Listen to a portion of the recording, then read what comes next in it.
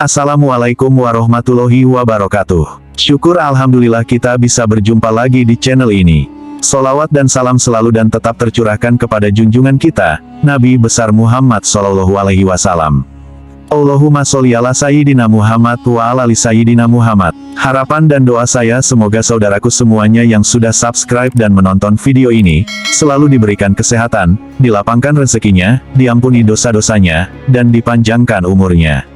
Amin ya robbal alamin. Sahabat beriman yang dirahmati Allah, mencintai dan dicintai oleh sesama manusia, apalagi terhadap suami, istri, anak, serta sanak keluarga, merupakan kebutuhan batin yang paling mendasar.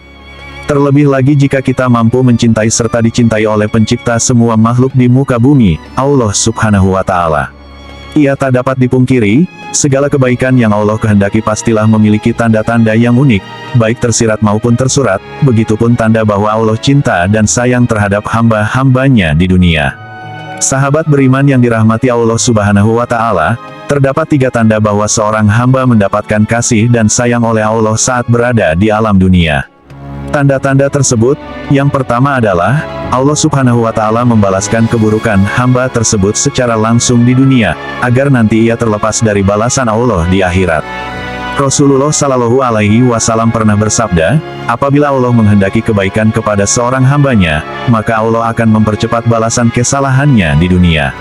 Sebaliknya, apabila Allah menghendaki keburukan kepada hambanya, maka Allah tidak membalas perbuatan dosanya di dunia, hingga kelak dia membalasnya nanti di hari kiamat.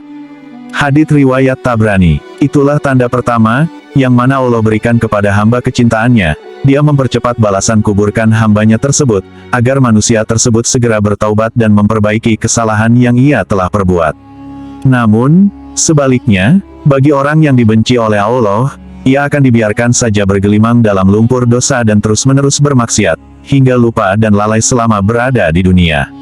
Oleh sebab itu, sudah sepatutnya seorang mukmin selalu menerima segala bentuk kesusahan yang ia terima di dunia dengan ikhlas dan ridho.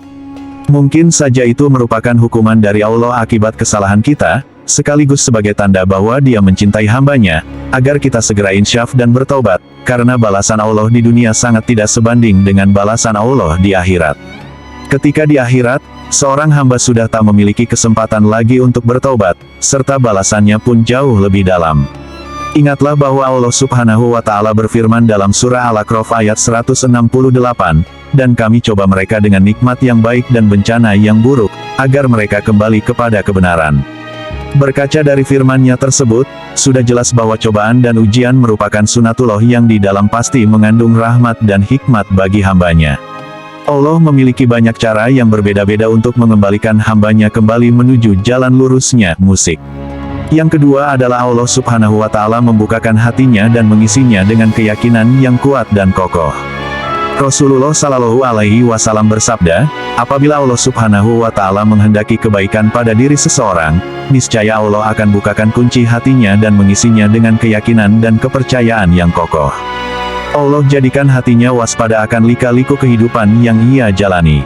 Allah Subhanahu wa Ta'ala jadikan hatinya sehat sejahtera, dan lidahnya berkata benar, dan perilakunya lurus. Serta Allah Subhanahu wa Ta'ala jadikan telinganya mendengar dan matanya melihat. Hadis riwayat Abu Aceh dari Abu Zar. Melalui hadis Nabi Sallallahu Alaihi Wasallam di atas, sudah jelas bahwa hamba yang Allah Subhanahu wa Ta'ala bukakan hatinya, ia akan memiliki tingkah laku yang lurus, baik dari ucapan dan perbuatannya. Hamba tersebut akan berhati-hati menjalani hidupnya agar tidak terpeleset ke jurang penuh dosa, dengan sedapat mungkin menghindari perilaku-perilaku yang tercela. Lalu, adakah dalam diri kita ciri-ciri tersebut di atas? Jika iya, maka itulah tanda cinta Allah Subhanahu wa Ta'ala pada kita, subhanallah. Kemudian yang ketiga, Allah Subhanahu wa Ta'ala berikan pemahaman terhadap agama Islam hingga mampu menghayati dan mengamalkannya menjadi sebuah cara hidup yang sempurna ada. Rasulullah Shallallahu Alaihi Wasallam bersabda, barang siapa yang Allah kehendaki kebaikan atas dirinya, maka pastilah Allah anugerahkan pemahaman akan agama. Hadits riwayat Bukhari. Apabila Allah Subhanahu wa Ta'ala kehendaki kebaikan akan seorang hambanya, maka Dia akan memberikan pengetahuan untuk memahami ajaran agama Islam, hingga ia mampu hayati dan mengamalkannya dalam kehidupan. Seorang mukmin yang diberikan pemahaman tersebut tentu tidak akan pernah menjual akidahnya hanya demi kesenangan dunia yang hanya sementara saja. Hamba tersebut tak akan silau dan cinta terhadap dunia hingga melupakan bagiannya di akhirat. Justru, ia akan selalu tunduk dan patuh pada perintah Allah, serta menjauhi larangannya.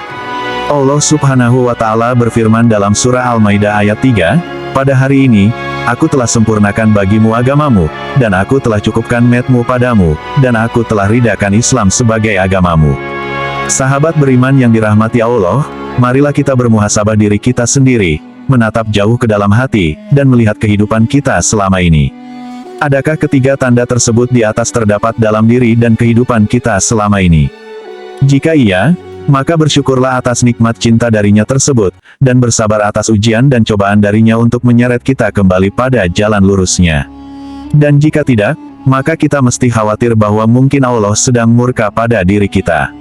Segeralah kita bertaubat dan berdoa, memohon ampunan serta meminta petunjuk serta kasih sayangnya. Yakinlah bahwa Allah selalu menerima taubat hambanya yang mau kembali padanya. Wallahu alam bisawab. Demikian yang bisa saya bagikan, semoga bermanfaat untuk kita semua. Amin ya robbal alamin. Wassalamualaikum warahmatullahi wabarakatuh.